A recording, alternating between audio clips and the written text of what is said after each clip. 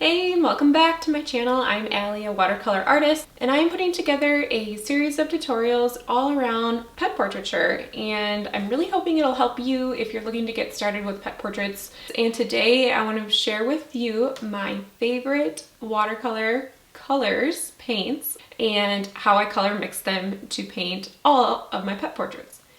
Yes, this is it. Well, including this paint as well, but this is all that I use when it comes to painting all of my pet portraits. So I'm so excited to dive in today and share with you exactly how I color mix all 6 of these different colors, including the bleed proof white.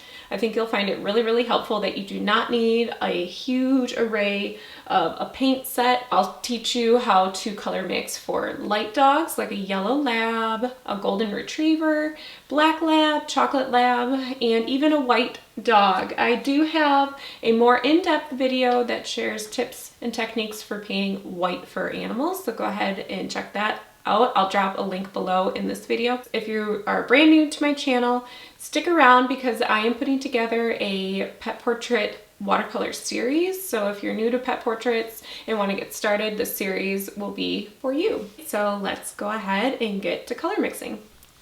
Okay, I just want to get started by grabbing some of my test swatch papers that are cut and left over. It's going to work perfect to share all these different breed color mixings with you. So I will pop all the different breeds as I talk about them in the corner of the video here so you can get a good reference. So the first dog I want to talk about color mixing for is a black lab. My all-time favorite, Payne's Gray, which will definitely be used in the black lab as is. But as you'll notice, it's going to take on kind of a tealy blue color, especially if we use more water and less paint, which will work out fine. But what you'll see is that a lot of the times black labs, they have more of a warmer coat.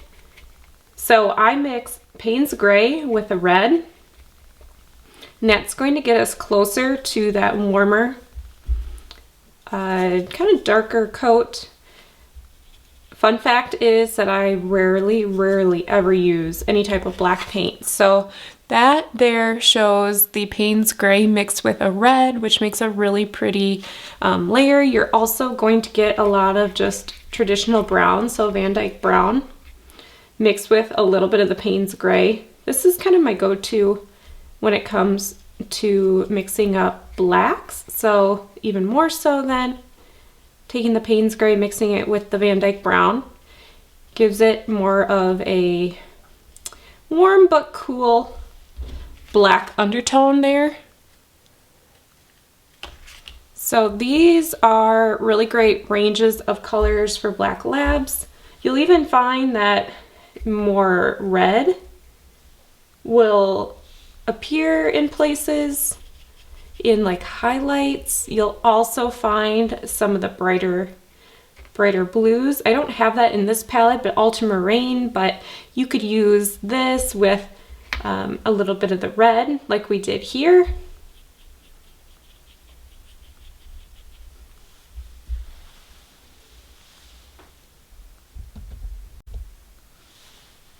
But I just want to zoom in on these really beautiful colors for a black lab painting. So we are ranging from Van Dyke browns mixed with Payne's Gray, even just kind of a light brown, red mixed with Payne's Gray, a red mixed with Payne's Gray. As you can tell, I love the color Payne's Gray, or even just straight out of the tube in varying dark to light. These are all really great colors for a black lab. Next, let's look at color mixing for a yellow lab. So definitely, as you would expect, a yellow ochre. And you might find this pure yellow ochre in places like their ear where it is nice and dark, but that looks too yellow, to be honest. So to warm that up, I like mixing in a burnt sienna with the yellow ochre. That's going to change it a little bit and warm it up onto the brown side of things. And then again, we'll mix the yellow ochre with the Van Dyke brown or any type of brown in your palette, and getting us even closer to a more traditional, natural looking color for a yellow lab. And then of course we'll use varying degrees of that with the amount of water to paint on our brush. Within the yellow lab's body and face, there will be some shadow areas, so we'll use the yellow ochre, some of the brown, and then also a little titch of Payne's gray. Sorry if you can hear my dog eating his food in the background. So that's a really pretty light wash, almost muddy light color. That will be great for layering in the shadows, or even more light colors of just the Payne's gray here. I had a little bit left over from my brush from the yellow ochre and the brown mixed together, but usually just the lightest wash of Payne's gray is great. When it comes to dark shadows, this will apply really to any dog, but you'll definitely want to mix up brown, so Van Dyke brown, and the Payne's gray. So this is what we'll use in some of those darkest areas, so the crease of an ear, around the nose. Okay, so let me just show you that a little bit closer up here and how this color range is for yellow labs or any type of light dog that has some golden colors. So golden retrievers can be light like this as well, but next I want to show you a color that would be more so for the golden retriever, and that would be this burnt sienna mixed with even a kind of a burnt orange. And that is a really helpful color combination to have when it comes to painting in really rich details of a kind of a warmer Irishy golden color. Mixing it with the yellow ochre then to help neutralize it a little bit. And then again, you'll definitely want to include some of these color mixing ranges within a golden retriever. Next, I want to talk about color mixing for a chocolate lab.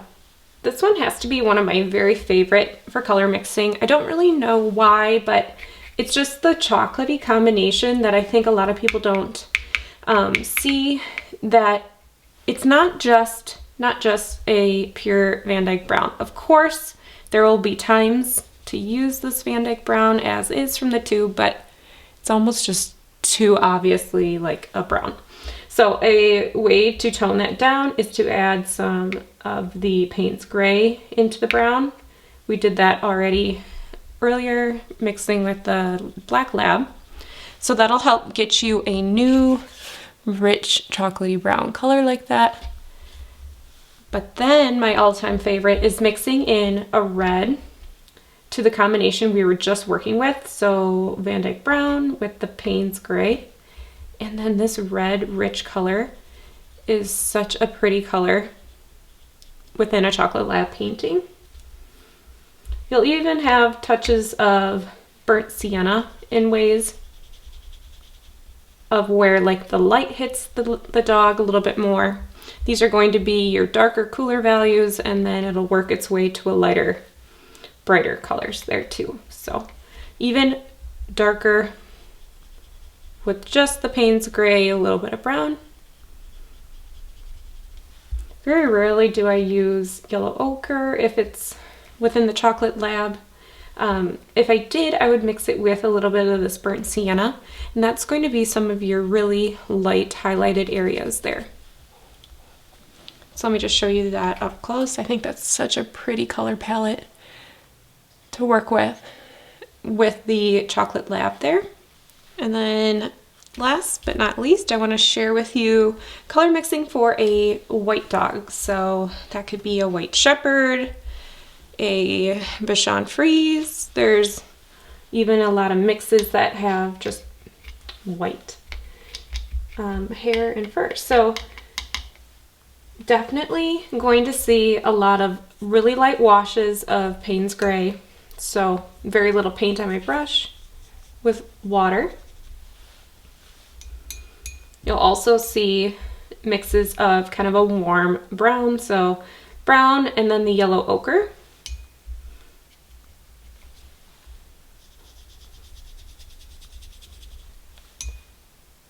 And then if you're looking for more white pet portrait tips, I have another video. I will link that here so you can go take a look at that if you're wanting some more advice on how to paint white fur animals. But a nice combination of Payne's Gray with a brown and yellow ochre is a great undertone on that hair and fur. You'll sometimes see some brighter colors. I tend to just use this color palette for my pet portraits. I would say you'll definitely want some more warmer colors, so just pulling out some of these in areas like the ears. That could be really common within the ears, or underneath in the chin area. Then of course, within a lot of dogs, you're going to get some of those general features that have a lot of similarities. So for example, ears, and I want to talk about that quick. So the skin of an ear, as you can see in this photo, it's a warm, fleshy color. So it's got a mixture of red and orange, but that is still too bright. So we're going to tone it down with some brown.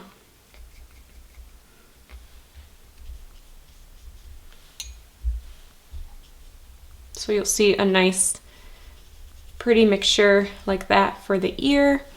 Can even add in the burnt sienna. Helps to make that look a little more natural, or an orange. And then of course, Payne's Gray and a touch of the brown, because I don't want it to be too blue, but that's going to help become your shadow areas.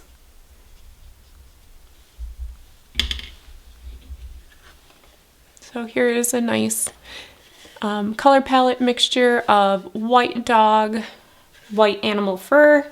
You'll definitely want to add darker values. You'll be so surprised at how darker or light dogs need darker values to make them look more realistic. And then this is a good example of painting in a flesh of an ear or nose. So these color palettes really will cover quite a few dog breeds and all different combinations. So again, to reiterate, we have our black lab color palette here with the Payne's Gray mixing with reds and browns. Then we have our yellow lab and golden retriever fur-like dogs that have that really pretty golden color, as well as that warm burnt sienna reddish irishy color in their coat. And then we have our chocolate lab that, yes, this is a traditional Van Dyke brown, but then we began to mix in Payne's Gray to help neutralize that. And then one of my favorite tips for chocolate labs is to mix in the Payne's Gray, the brown, and red. Then with a lighter, the highlights that you can use the burnt sienna and then even some yellow ochre. Then of course the traditional sense of Payne's Gray for your shadows. And then our lightest dog here is painting a white dog. Again, I have another video that I will link to that you can go take a look at how to paint a white fur animals and tips, but Payne's Gray in very, very light amounts, mostly water, a little bit of paint, and then mixing in with the warm browns. This here, an example of painting the ear flesh. Before we go, let's just cover what I like to paint with for noses. I'll just go ahead and jump back to my black lab because it's going to have a lot of the same. Again, I do not use black, very rarely. So usually what happens is the nostrils become the mixture of Payne's Gray and then a brown to get that black as dark as I can. waiting for that part to dry and then going back with another layer is another way to get it even darker. And then with less paint and more water in my brush, within that same combination of colors, is going to be really helpful when it comes to painting a nose, including leaving little bits of white here. And I would also go back through and add a little titch of reds and browns to our Payne's Gray mixture. A lot of the times there is a warm colors within the nose there, so we wanted to make sure that we make that more dynamic and not such a flat color. And then as that dries, you just build up the colors around there. If you liked this video, I'd love it if you could hit the like button, and be sure to stick around and check out the next video that's in this pet portrait series. Thanks so much for being here, and I will see you next week.